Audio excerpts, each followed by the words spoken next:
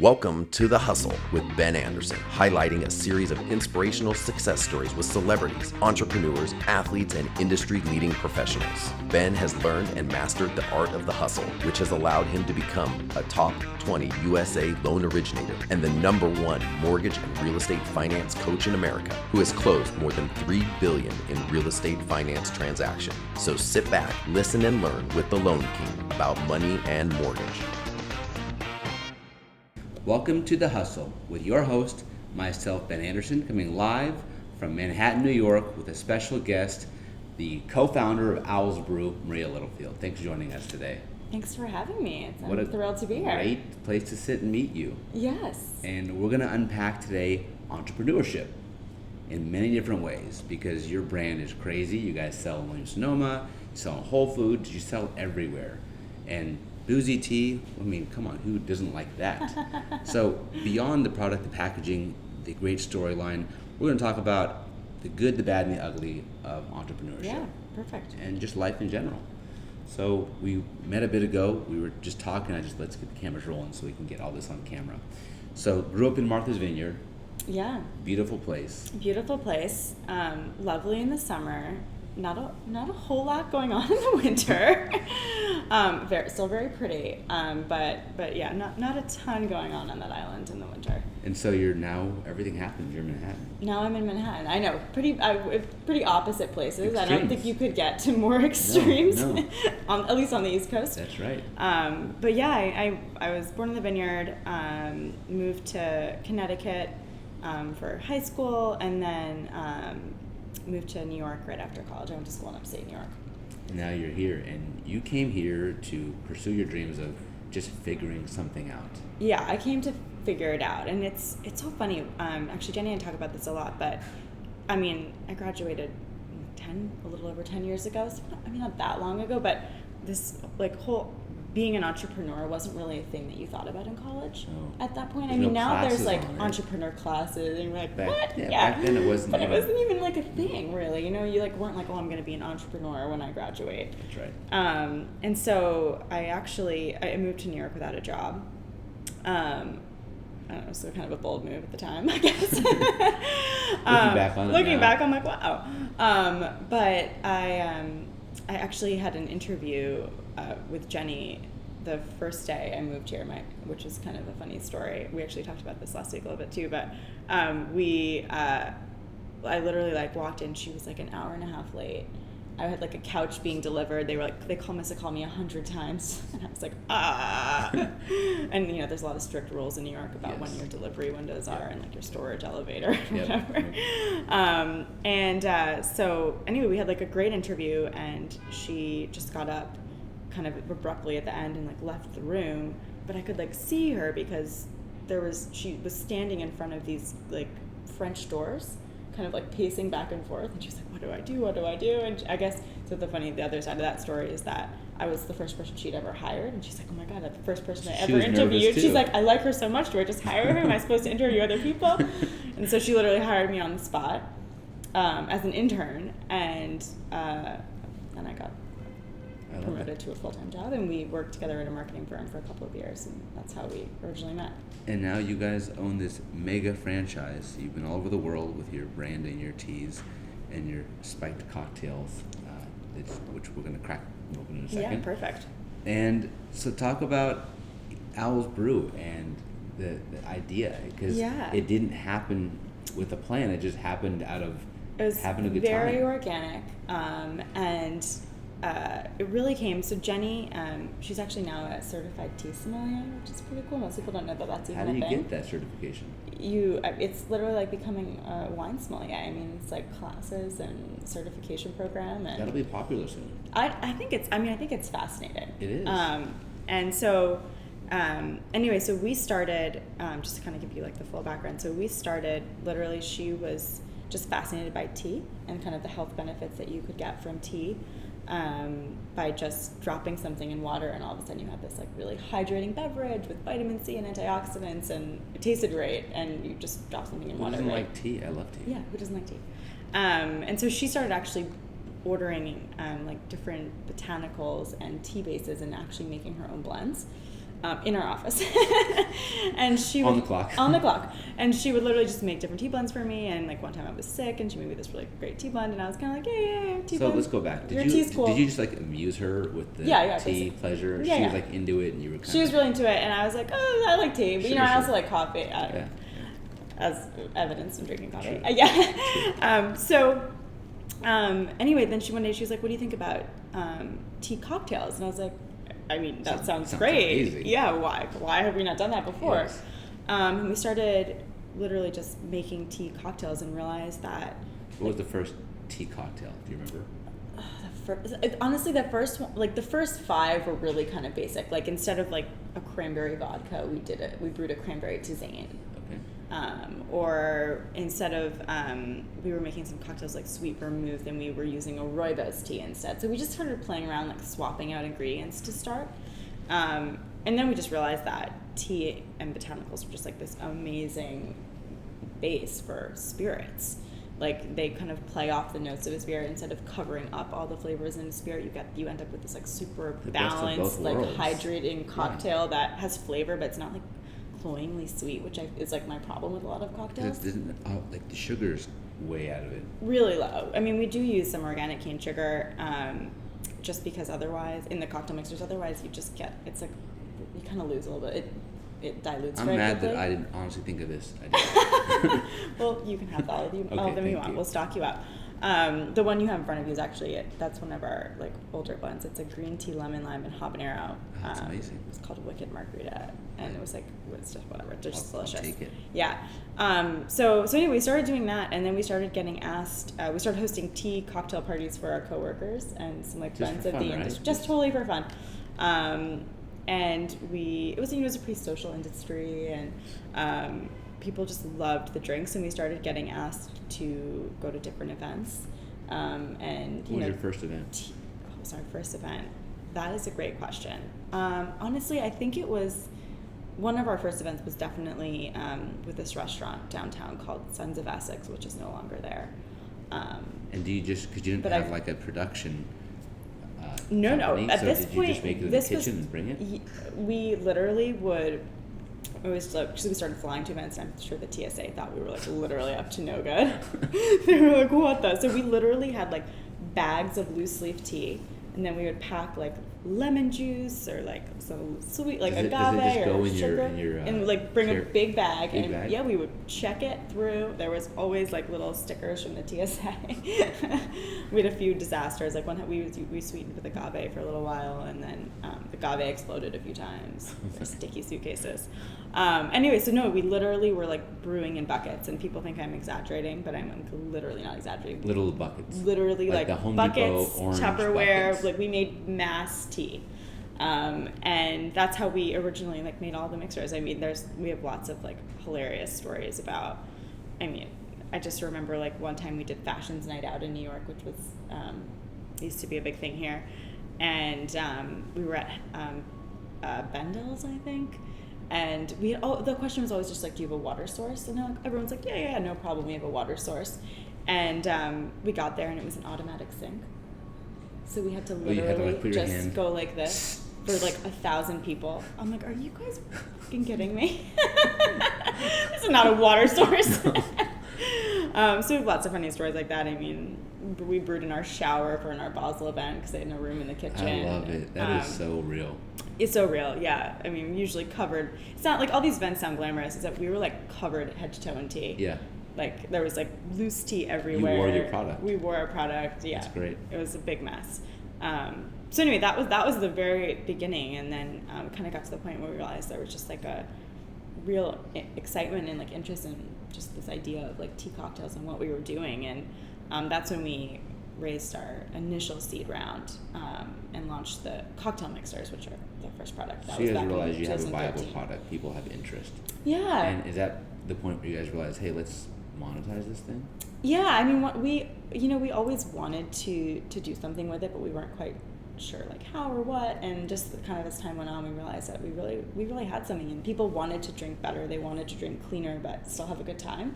It's like this idea, I feel like alcohol is always, or kind of the alcohol category is always a little bit behind like the food and beverage general world. And so it's like, you know, like green juice was coming. People were spending $12 on a fresh pressed kale juice with ginger and lemon, and and then the options for even cocktail mixers were like filled with neon green dye and like corn syrup. I mean, like there's just such a disparity. Like there's no reason because you're drinking you have to like throw everything you ever care about when you're like your real day away. So and then we also just there was no premium mixers. There was nothing that was like unique or interesting.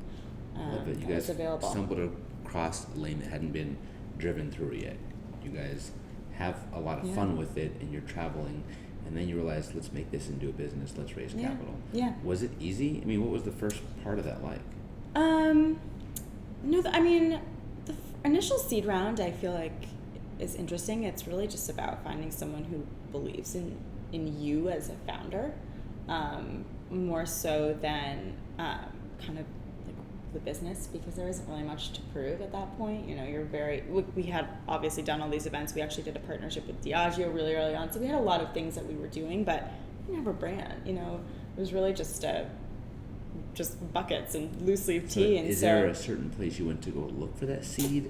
Is it like friends? Yeah. So it was honestly just like a network. I mean, the person who ended up doing our original seed, who's still involved in the brand, he's wonderful. It was actually like a family friend of Jenny's, but it was kind of a circuitous route that we got there. But it was really just about building a network in New York. I mean, and still I feel like very much a lot of our investors are just kind of through network. You know, you just kind of meet people, introduce people through people, and I think probably New York and Los Angeles are like good places to do that. There's a lot of like venture capital things happening. There's a lot of people who are interested in investing. But yeah, I mean, I'll bet like we've met a lot of people at trade shows. Interesting. It always comes down to like the know, like, trust factor. Yeah. Someone that knows you, likes you, and trusts you will work with you. you. And then they'll introduce you to someone else, even if they're not, you know, that just like, I feel like a lot of people kind of one step, you know, they're like, oh, you should meet this person, you should meet this person, and it's kind of putting out there what you're trying to do, and keep on your talking. follow-up is incredibly important, and also being prepared.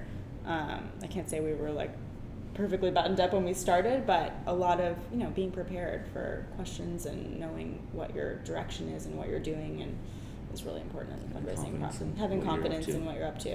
I love it. So you raise your first round. What did you do with the money? I mean, what is it? I mean, for people that don't know, you just take the money. Do you just continue to expand? Did you get a building? Did you stop using buckets? And what was that like? So we raised a small seed round. We did stop using buckets. That was our initial goal. So anytime you're making a product, it's just a very so I should actually say, so quick aside, so Jenny had actually left the company that we were working at before. One thing that she started doing when we were together was, just to give you guys a little more background, so what she was blending different tea blends, and she ended up making some tea blends for a couple of restaurants in the city, and that started really our first business venture. That was Brew Lab, which we actually sold last year. So congratulations. Thank you. Yeah, it was great. But so that company did like we did all Sweet Greens teas and Dig In, and a lot of B2B loose leaf custom tea blends. And so she had kind of started that on the side, and then she went off to work on that full time. And then when we raised our seed round, we both left to start the cocktail mixers, which so I'm going to say, so that business was a little bit less capital intensive. When you're selling B2B, it's not quite as intense as when you're going to direct to consumer or going through the grocery channels. And making product, like a bottled product, is really expensive. I mean, it's just the inventory side of this business is like, cash flow is a word that I never really understood. I was like, yeah, whatever, cash flow. And then you're like, oh, cash flow, I understand. Right. You have to, and so with our first round, we really we made product and geared up to launch a couple of stores and did some trade shows and really started just kind of grinding it out. Yeah. And so there's a lot of design. I mean, you have to just make the actual, I'm sure there's health and safety things you have to go through. Yeah. So something that we say a lot is putting together the Boozy Teas were a little easier because we knew what we were getting into. Putting together the mixer for the first time, there's no roadmap in this industry. I mean, it very much felt like we were like putting together a puzzle without the picture. And tell us about and the like mixer. at the end, you're the missing mixer, a piece. I mean, it's a cocktail mixer. Yeah. This is Wicked Margarita. Yeah. You pair it with tequila.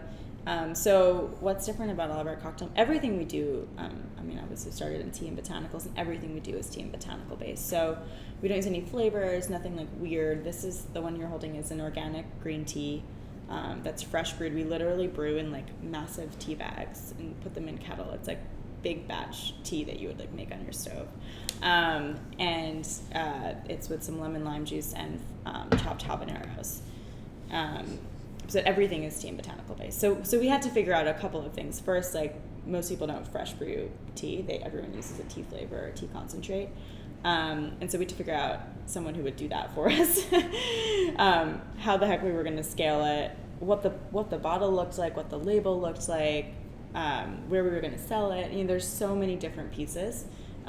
We learned about the type of cap you need for the type of fill you have, the cap liner, the shrink band, what kind of case you're going to sell it in. It's a lot of time There's and attention to detail. a lot of time and attention to detail, and there's a lot of just pieces that have to come together.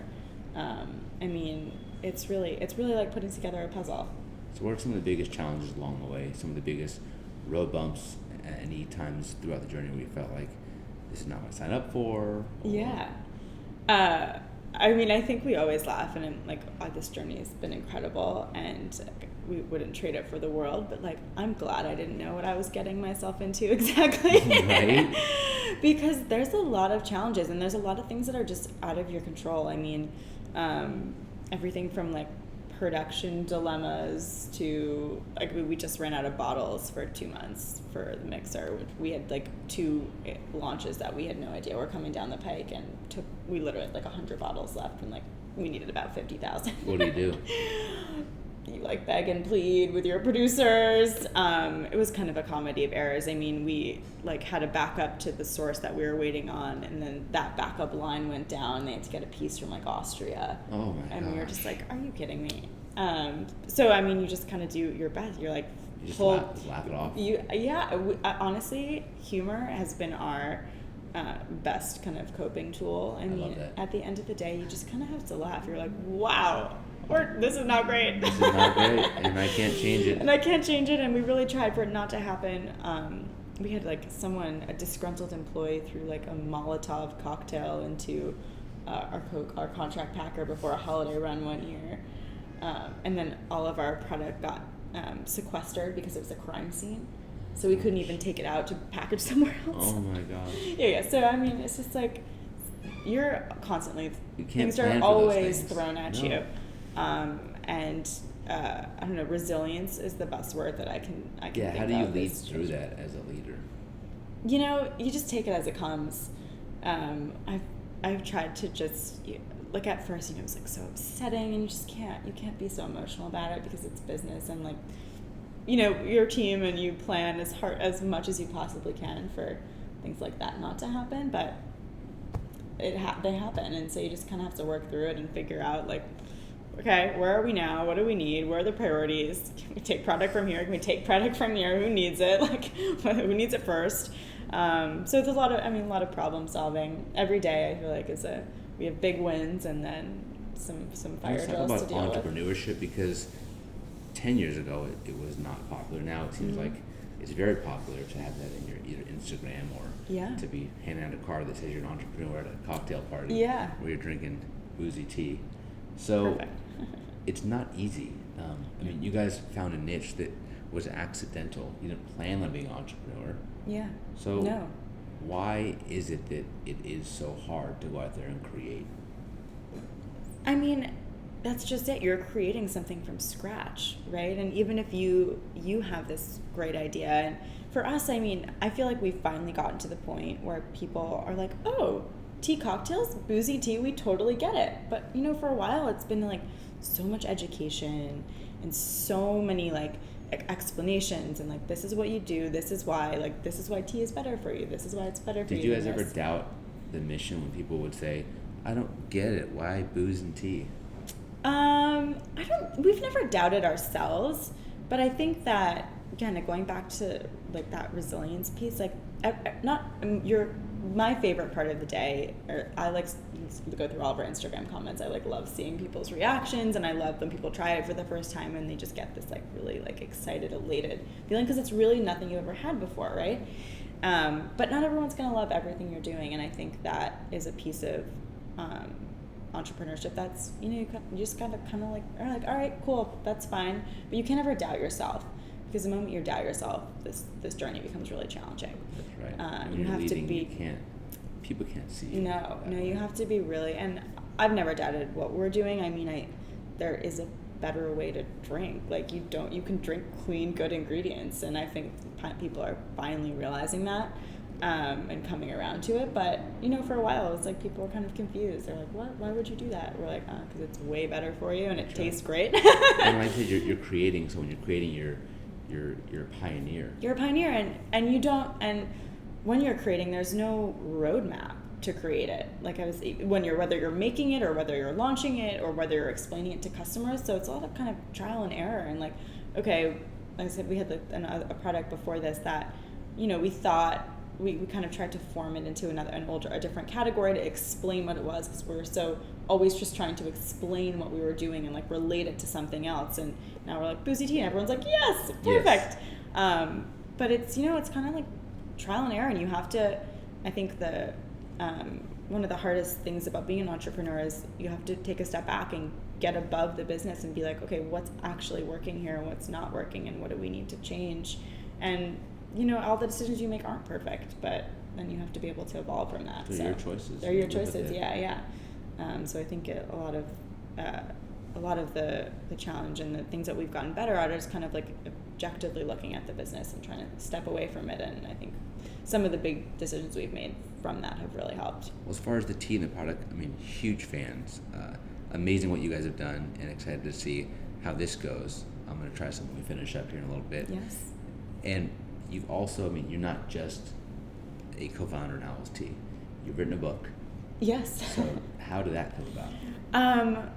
It's so funny. We so the book we wrote is called Wise Cocktails, and it's a little bit about like our journey. It's some the education with tea, and then a lot of just tea cocktails. And half the book is actually making tea cocktails from scratch, which is how we started, literally like a DIY for like blending and brewing your own teas. And half is making tea cocktails with our cocktail mixers, so we can skip a step there. I love it. But yeah, we a couple years ago we got approached by a book agent, and it all came together. It was kind of amazing. It was an awesome process. Author, it was really fun. Tea and beverage company founder, and now podcast host. Yes, podcast host. Yeah, we started a podcast. Jenny and I, back in May. It's called Lemons and Lemonade. That's cool. The kind of the realer side of entrepreneurship that we've been talking about today. That's right. It's not always so easy. Not always so easy, and talk and it's about not for everybody. No, and that's okay. That's okay. But that's what I think is kind of funny about this like glorified world of entrepreneurship that's being talked about today. Is it's tough. It is tough. So it's tough to get the branding right. It's tough to believe in yourself. Yeah. I think that persistence is the key to making a brand last and stand on its own. So talk about being in Manhattan. What's a typical day like for you when you're having a great time and you're with your family or just doing some things in the for city? yourself? It kind of depends on the time of year. I think most people would tell you that. In the summer, we try to leave on the weekends. As you can tell today, it's very warm. It's a little muggy. It's a little muggy. 110 tomorrow. Wow. But let's see. I think one of the things that's really kept me in Manhattan is just like the accessibility of it. And I live downtown, and you just sort of kind of find your neighborhood, which is very different than kind of when you're coming into Manhattan and you go into Midtown and it's like totally overwhelming and crazy. But when you kind of have the area you live in, you like see your neighbors on the street, you see them in the grocery store. It's very much more of a neighborhood. But I love just being able to like walk out of my apartment and go to like an awesome restaurant or go to a jazz club or a comedy show. There's just so many things you can kind of do in like a couple block radius, which is what I love so much. So how is your life different now that you're the co-founder of Owl's Brew? when you're in your neighborhood and people see you, are they like, oh, there's the co-founder, or are you just all good old neighborhood? You typically good old neighborhood. I think New York is full of even more interesting people than me, so I feel like there's some good spottings in our neighborhood. But everyone's like super supportive. Every in our building, our holiday party, they always serve Owl's Brew, That's so cool. which is really cute. No, I was recognized one time at a workout class, which I was like, whoa, Yeah, yep. what? Yep. But for the most part, That's great. kind of a lot of interesting people I doing a love lot your of cool demeanor. stuff. I love what you're doing. You're obviously progressing, and I think like the stock on you is very low right now because this has been only a few years. Yeah. So imagine what things will happen as you continue to invest back in your businesses. On a journey here. On a journey. So what's that like? What's the next chapter for you? So right now we're really hyper focused on launching Boozy Tea, which has been awesome and exciting. And so we're in the process of rolling out basically Massachusetts down through South Carolina, and we just are almost done rolling out Southern California. So Can't wait for that. Yeah. Any launch parties in SoCal coming up? We are definitely going to do something in the fall. I'll keep you posted. Can't wait. Yeah. We will be there. Perfect.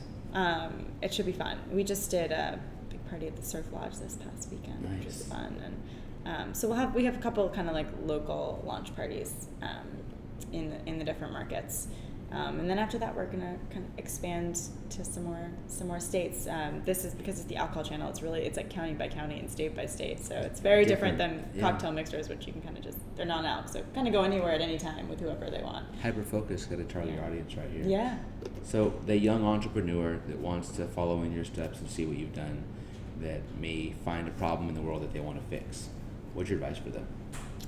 My advice, I think. First of all, we were talking about before is like just wholeheartedly believe in what you're doing and commit to that.